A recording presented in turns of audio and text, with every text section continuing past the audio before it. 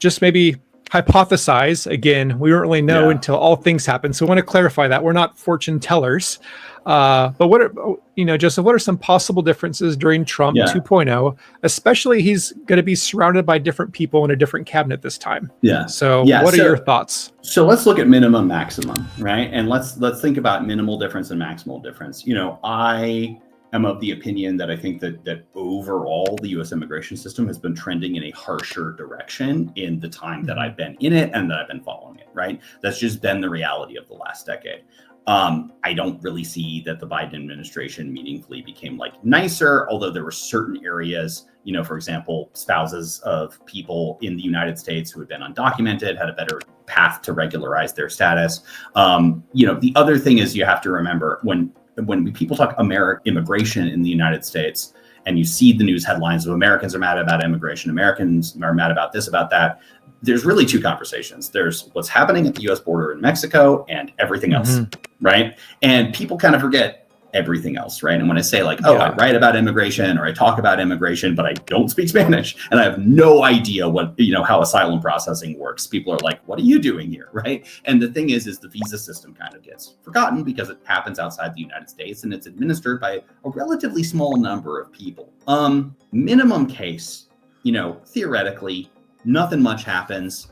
Some security screening gets a little tighter. H-1B visas get more requests for evidence and kind of more requests for evidence, more RFEs that would probably come at the petition approval side. If we're talking about the H-1B cap coming in with USCIS. At the visa interview itself, maybe officers get some guidance after 6 or 8 months or a year. It comes down, hey, Washington wants to see us ask a couple more questions about H-1Bs. And, the fraud prevention unit in Mumbai gets a little busier trying to find fake companies and bad companies, right? That's the minimum.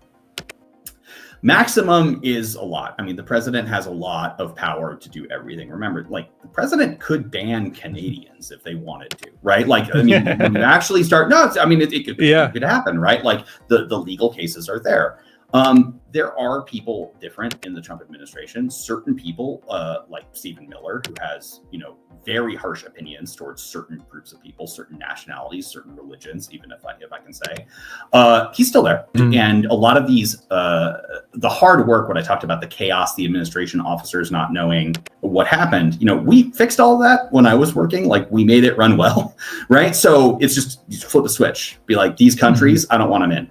Now, within something like the Muslim ban, even though by the end it mostly covered African countries, right? It expanded. It had strong variations of harshness from country to country. It wasn't the same for everyone. So there were some countries where it was basically no tourist visas for government officials. You're on the ban list. And most people would never even notice that happened. If you're talking about Nigeria or Niger. Some countries are we're not giving any immigrant visas. Nobody, right? There was a lot of exemptions and waivers to that, especially for immigrant visas. If you've got an immigrant visa filed and the harshest possible stuff happens, at the other end of an immigration petition is an American green card holder or resident. And that means you've got a legal right to bring your relatives to America, right?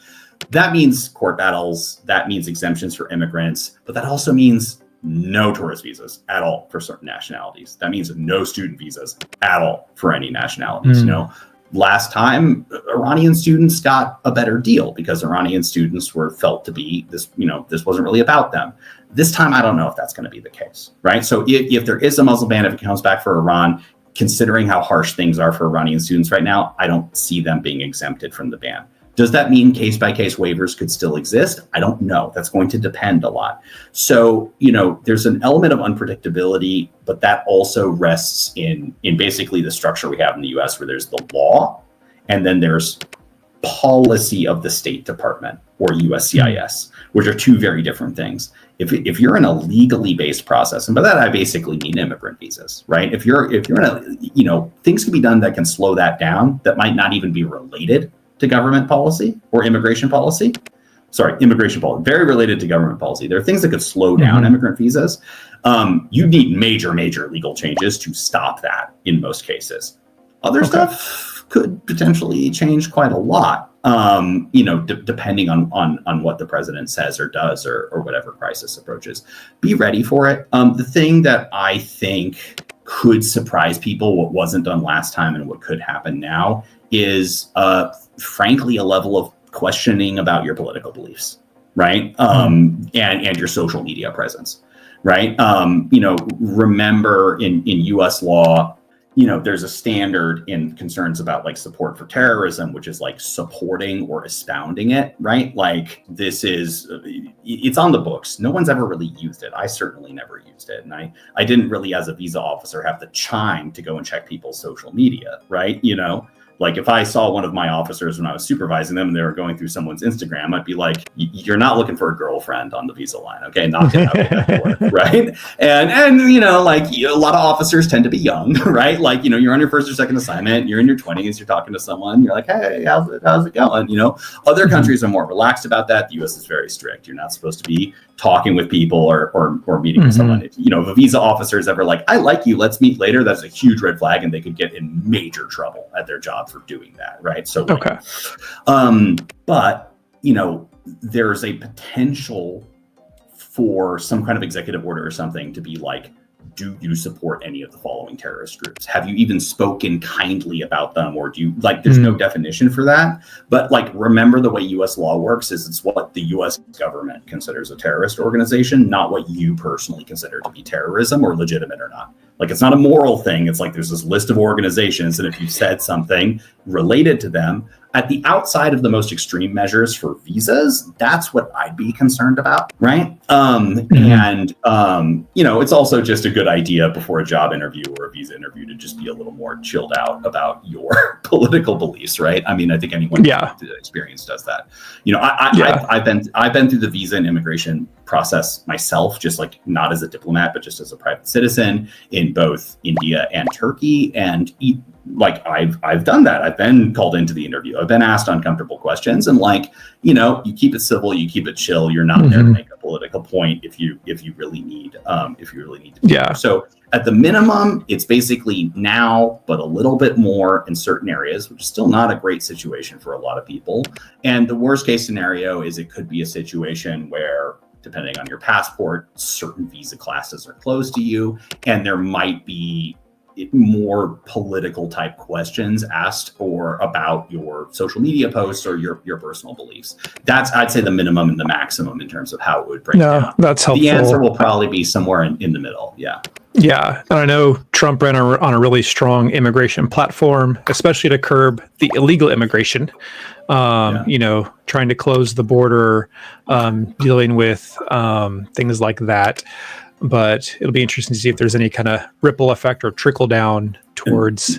Remember, different agencies, different cultures, right? Okay, what's happening at the border is not the same thing. Now, DHS or the Border Patrol guys, they're at embassies and consulates. They're working more and more with the State Department. There's a lot more agencies working together. That's less, I'm asking you a question in a visa interview, and more like, I've got a list of like people we don't like and I'm looking for them. Right. That's a very different type of relationship. Okay. Right? Well, that's good. And when you hear like CBP or I think it's called HSI, Homeland Security Investigations, is present at embassies and consulates, and they showed up, when I was during the Trump administration. That was actually a major change, which was just kind of internal. Suddenly there's this like kind of cowboy talking Texas guy with a badge and a gun walking around my office, and I'm like, who's he? And they're like, oh, that's Tom.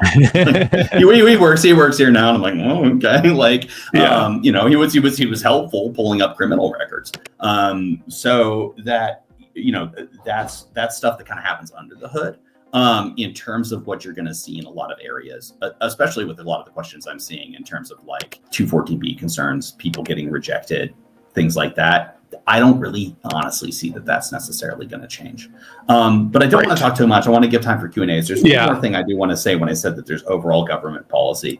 If you have a presidency or you have a president that's really into cutting the number of government employees, thinks there doesn't have to be so many people, but also does want to also wants to take a closer look at immigrants, those two things together are going to mean way longer wait times for USCIS. Now, that would sound kind of nuts in a situation where we didn't just have a pandemic, right? And honestly, a lot of the petition wait times and stuff like that has never really come down since COVID, And like, that's more of a conversation about things not getting better rather than things getting dramatically worse. You know, wait times everywhere are low.